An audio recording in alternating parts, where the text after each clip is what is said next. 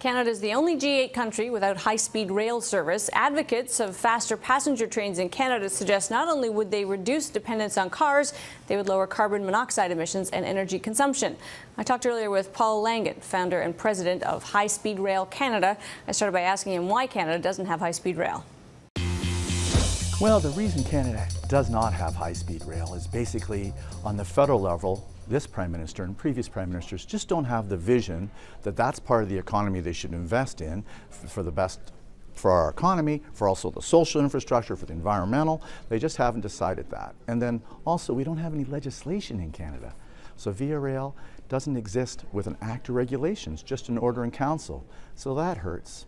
And then finally, another reason we don't have more modern passenger rail in Canada, they privatized our railways. So CN and CP, their main business is freight. Yeah. They really don't want passenger rail on there. It's not better for their business. Put it into context. When we say high speed, how are our rail systems? We do have passenger rail in this country. We have a whole system of commuter rail systems. How do they compare to high speed systems elsewhere?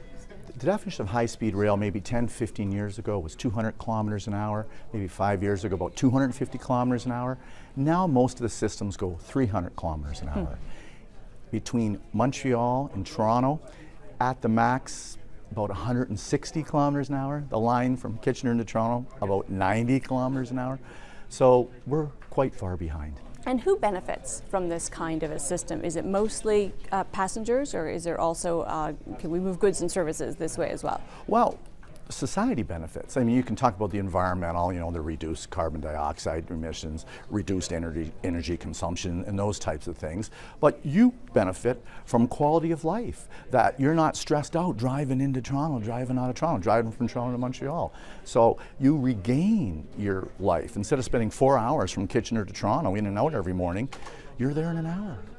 What is the biggest impediment? Is it the sheer cost of implementing this kind of, because it is a pretty sizable fixed cost to put in a high-speed rail system. Is that its biggest problem? The biggest impediment, other than the political vision, is we're in a cultural vacuum, meaning we haven't had viable high-speed rail or passenger rail in so many years that it's hard for the public to envision it. Yet the rest of the world, that's the way they do the business. That's the way they go from A to B.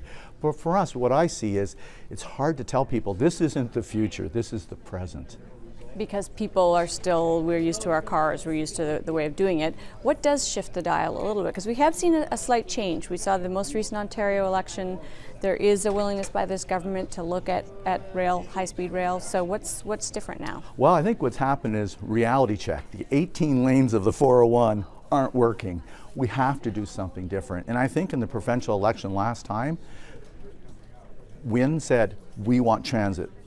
Transit is a priority. And I think the people that are stuck in transit, stuck in gridlock, $11 billion a year lost in productivity due to gridlock in the Toronto area.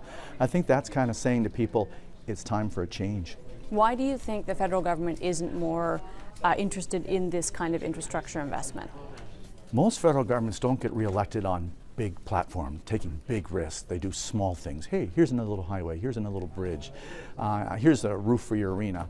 And I think the person with the vision just hasn't came forward yet on the federal level. Certainly Mr. Harper, in his time in government, has never had a vision for rail. The idea of a high-speed corridor in this real kind of economic heartland of Canada, and people may hate the fact that that's the truth, but it is the truth. Southern Ontario is a pretty important place economically.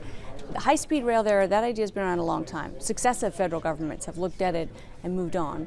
Is it because politically you can't say to the folks of Alberta and BC and Quebec, we're spending all of this money here, but not on your province?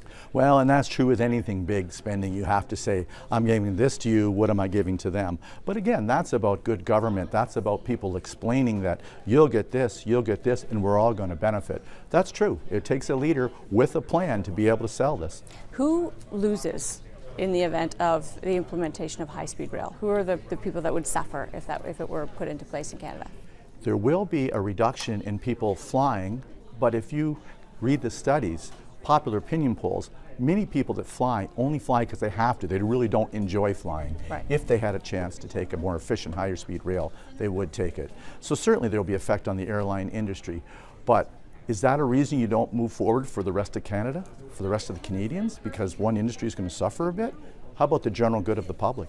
Is it your view that these kind of projects won't happen without the federal government, that we need that level of government spending? We need the federal government on board. Without the federal government on board, all the industry is not going to come and partner with us. I've heard it from industry. I've heard it from the other countries in Europe. They'd love to come to Canada, but our Prime Minister is not saying they're open for business. As soon as they say they're open for business, here's your partner, Japan, France, Italy. They all want to come here. All right, we got to leave it there. We appreciate your time. Thank you very much.